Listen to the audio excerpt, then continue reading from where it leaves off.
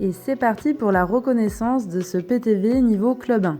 Déjà un petit rappel, donc chaque exercice est noté sur 10 points, vous en avez 12.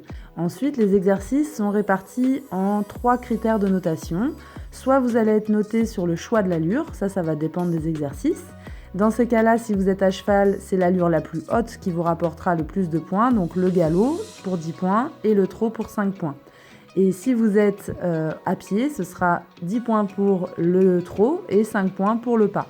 Par contre, si vous avez des ruptures d'allure, là, vous allez descendre à 2 points. Ensuite, si le critère de notation, c'est le style, eh bien, vous avez 7 points pour la bonne réalisation de l'exercice et 3 points de style. Et enfin, si le critère, c'est le chronomètre, donc ça, c'est pour les immobilités, eh bien, vous allez avoir 1 point par temps passé dans le cercle. Ok, je vous invite à aller voir sur le site de la fédération de la FFE dans l'onglet Discipline. Vous trouverez dans Documents de notation tous les éléments importants pour la notation de PTV. Vous pouvez télécharger donc le document Fiche de notation des 6 groupes d'exercices et en dessous vous avez toutes les fiches d'exercices qui sont intéressantes à consulter, surtout qu'on a un peu plus le temps avec ce format virtuel de pouvoir lire les fiches. Donc une fiche technique, vous avez en haut à gauche le nom de l'exercice et son groupe. Ensuite, ce qui est important, c'est les caractéristiques techniques qui se trouvent ici. Et en dessous, les critères de notation. Donc vous avez à gauche les fautes de contrat qui vont vous coûter 3 points et les franchissements dangereux qui vont vous coûter 10 points sur 10. Et à droite, vous avez soit l'appréciation du style, si c'est un exercice noté sur le style, soit la notation choix d'allure. Ensuite, vous avez les feuilles de notation. En haut, à droite, vous avez le groupe. Donc là, c'est le choix d'allure en selle. Et ce qui va nous intéresser, c'est les spécificités, donc les pénalités ici en bleu. Et on voit que pour cette catégorie-là, vous pouvez avoir 1 point en moins pour une forte utilisation des aides. En amateur, 1 point en moins si le galop est désuni. Vous perdez tous les points si le pied est sorti du dispositif, s'il y a de la brutalité et s'il y a un franchissement dangereux. Lorsque vous êtes à pied, cette fois-ci, en main, eh bien, vous allez avoir la même chose, mais en plus, vous allez avoir -1 s'il y a une tension sur les rênes et -1 si les étriers sont battants, donc s'ils ne sont pas attachés ou croisés sur la selle. Ensuite, sur les exercices de style en selle, donc on a bien les 3 critères de notation, position du cavalier adapté, progression régulière et tracé adapté et contrôlé. Ça va faire nos 3 points de style. Et ensuite, vous pouvez avoir de nouveau -1 pour l'utilisation forte des aides et la défense du cheval. Et toujours pareil, pied sorti, brutalité, franchissement dangereux. Ok, ensuite vous allez pouvoir vous imprimer ce document où il y a toutes les informations pour monter votre parcours de niveau Club 1. Donc ce document-là, vous avez en haut à gauche le matériel nécessaire minimum. Ensuite, vous avez la liste des dispositifs que vous allez devoir réaliser dans cet ordre-là. Et à côté des dispositifs, vous avez un petit code couleur. Donc vous avez des pastilles rouges, vertes et noires. La légende se trouve ici. Donc s'il y a une pastille rouge, c'est que la notation se fait en fonction du choix de l'allure. S'il y a une pastille verte, la notation se fait en fonction du style et une pastille noire en fonction du chronomètre. Vous avez ici de rappeler aussi le temps maximum qui est de 6 minutes pour réaliser le parcours et vous aurez -1 point par 10 secondes dépassées. Ensuite, en haut à droite, vous avez un exemple de mise en place qu'on vous propose sur une carrière de 20 par 40. Mais vous pouvez tout à fait réaliser le parcours sur une carrière plus grande en mettant les exercices en place différemment de ça, ou alors sur un parcours en terrain varié, vous pouvez également réaliser ça. Par contre, vous devez obligatoirement respecter les distances imposées. Donc, vous avez ici une distance imposée de 25 mètres entre l'obstacle et l'immobilité. Vous avez une distance imposée ici de 15 mètres. Donc, ce n'est pas obligatoire entre le slalom et l'immobilité. Ce qui est obligatoire, c'est d'avoir 15 mètres entre l'entrée de la conduite autour du piquet et l'objet que vous devez contourner. Donc, c'est l'exercice 11. Nous, dans cet exemple-là, pour que tout tienne dans cette petite carrière, on a réutilisé pour la conduite autour du piquet, la porte d'entrée se fait au milieu du slalom et on doit faire le tour de l'immobilité. Et c'est ici qu'il faut avoir 15 mètres. Vous devez aussi respecter les distances imposées qui sont notées, donc 2,50 m pour le cercle des immobilités, 3 mètres entre l'immobilité et la ligne derrière laquelle il va falloir se reculer pour l'immobilité à pied, 6 mètres entre les plots de slalom, 2 mètres pour l'entrée de la ruelle et 3 mètres pour la sortie, un minimum de 3 mètres de largeur de longueur de barre, et ensuite la bordure maraîchère, minimum 6 mètres de longueur.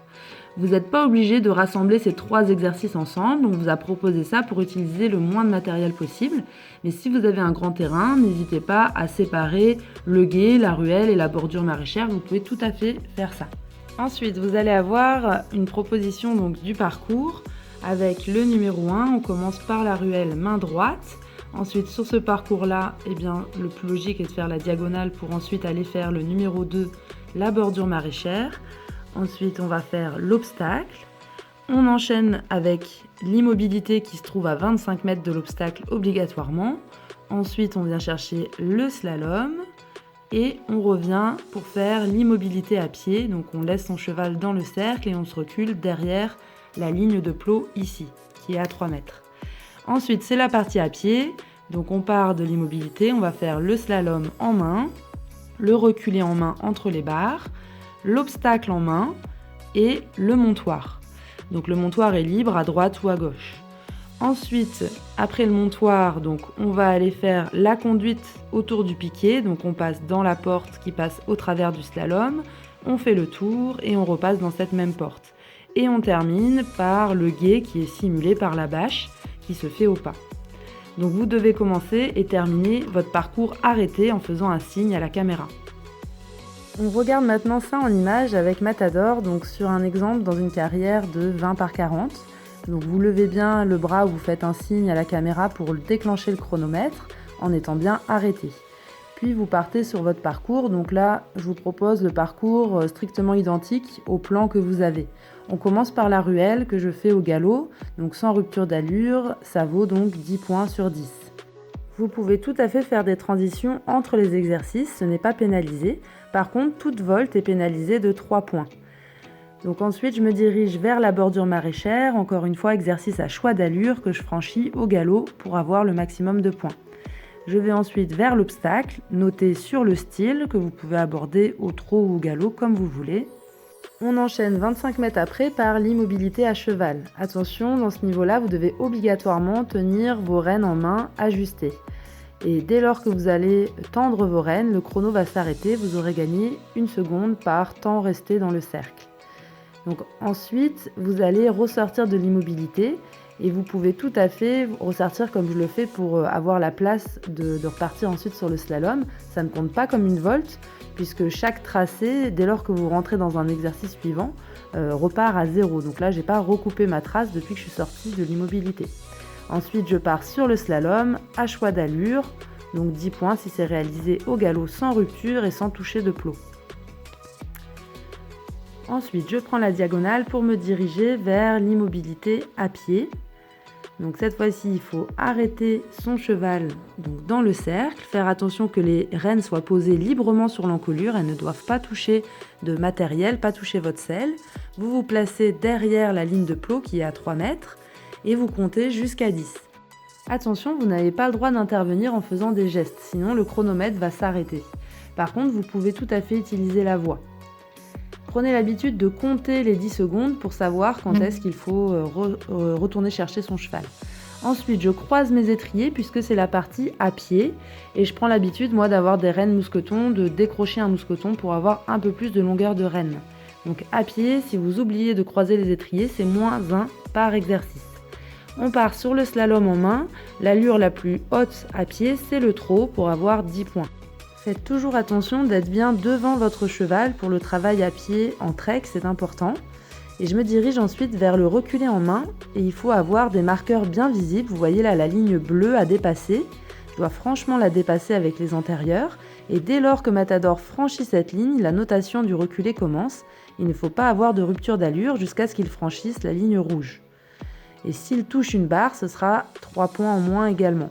Si le cheval s'arrête lors du reculé, vous perdez 3 points. Et attention, il faut repartir en marche avant pour sortir du reculé. Je me dirige ensuite vers le tronc en main, enfin l'obstacle. Vous voyez là, on a simplement mis des tapis sur un obstacle, ça fait tout à fait l'affaire. Attention de ne pas vous laisser dépasser par votre cheval. Si le bout du nez vous dépasse, c'est -1, mais si l'épaule vous dépasse, c'est franchissement dangereux, c'est 0. Et ceci jusqu'à ce que vous récupérez le contrôle de votre cheval, c'est-à-dire jusqu'à la transition. Ensuite, je remets mes rênes normalement pour pouvoir aller dans le montoir. Et qui est libre, vous pouvez le faire à droite ou à gauche. Lors du montoir, si votre cheval sort un pied du cercle, vous allez avoir une faute, c'est-à-dire -3. S'il fait plus de 2 pas en dehors du cercle, vous allez avoir 2 fautes, donc -6. Là, vous voyez, Matador a fait un petit pas en avant lorsque je suis montée, mais sur le niveau club 1, ce ne serait pas pénalisé. On se dirige ensuite donc vers la conduite autour d'un piquet. Et pour pouvoir rentrer tout le parcours dans cette petite carrière, on a réutilisé comme porte d'entrée le milieu du slalom. On fait le tour de l'immobilité et on repasse dans cette porte sans rupture d'allure. Donc là, au galop, ça rapporterait 10 points sur 10. Vous pouvez le faire à la main de votre choix pour le niveau club 1. Ensuite, on repasse au pas pour passer la bâche qui représente le gué. Au pas obligatoire, sans rupture d'allure et surtout pas d'entrée ou de sortie au trot. Et je lève la main pour mettre fin au chronomètre. Ok, on vous propose un deuxième exemple de parcours qui marche aussi sur un terrain varié cette fois-ci et vous allez voir qu'on a utilisé beaucoup plus de place pour répartir les exercices. Donc le parcours est exactement le même, je commence par la ruelle et comme on manquait de barres, on a tout simplement utilisé des petites secoupes de sport. J'ai réalisé ces 2 exercices au trot, j'aurai donc 5 points sur 10. Je me dirige vers le tronc, donc on va noter le style, c'est-à-dire la position du cavalier, la progression régulière et le tracé adapté. C'est bien un obstacle fixe et vous remarquerez que du coup j'ai bien mon gilet de crosse qui est obligatoire dès lors que vous faites un obstacle fixe.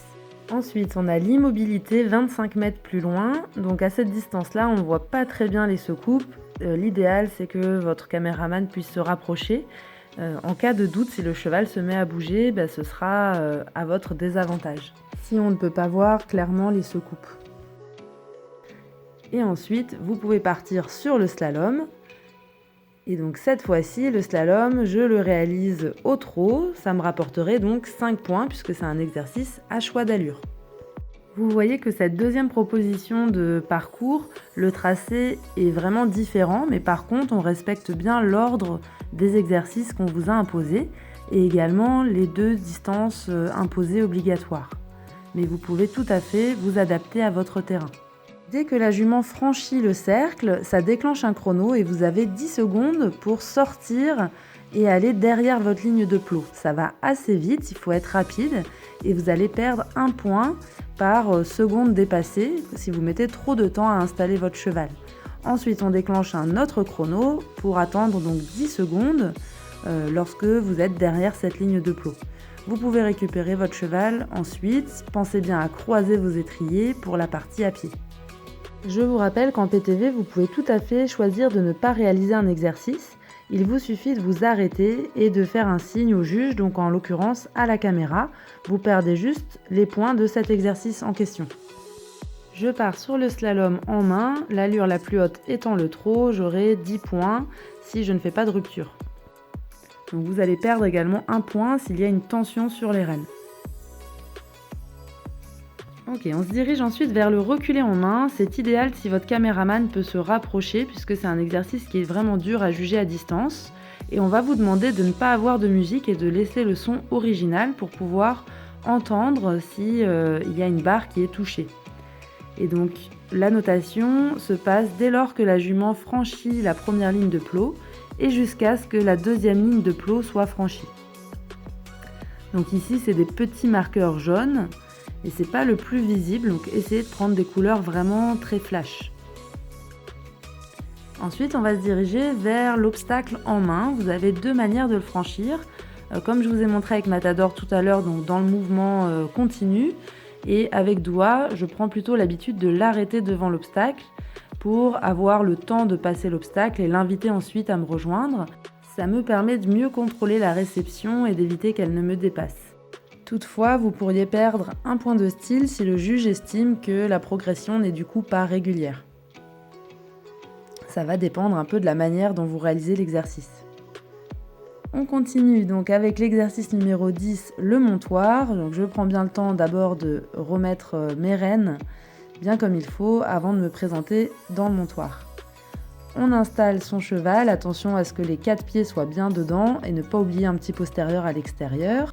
Et donc si j'arrive à pied dans le montoir, il faut que les étriers soient croisés. La notation de style commence dès lors que vous levez le pied pour le mettre à l'étrier. Vous allez avoir un point noté sur la légèreté du cavalier et le respect du dos du cheval, un point s'il n'y a pas de sautillement avant de s'élancer pour monter, et un point si votre pied ne touche pas la croupe.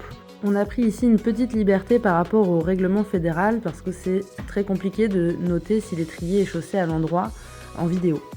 Ensuite, je pars sur la conduite autour du piquet. Donc la porte de départ, c'est donc les 2 bidons bleus. Je fais le tour du chandelier à la main de mon choix. Attention, obligatoirement, une rêne dans chaque main. Donc vous voyez que sur cet exemple, la conduite autour du piquet n'est pas au milieu du slalom. Vous pouvez tout à fait faire comme ceci, simplement avoir bien 15 mètres entre l'entrée du dispositif et le chandelier. Et je termine par le gué. Comme il y en a un sur ce terrain, eh bien on se fait plaisir, mais si vous n'en avez pas, bien sûr, vous utilisez une bâche. Exercice noté sur le style, et on termine bien avec le cheval arrêté pour arrêter le chronomètre. Maintenant, c'est à vous de jouer, entraînez-vous autant que vous voulez, puis vous filmez votre parcours. Attention, il ne doit pas y avoir de coupure, vous devez le filmer en entier d'un coup. Si vous êtes en équipe, par contre, vous allez arrêter le film entre chaque participant et vous pouvez faire un montage ou le publier individuellement.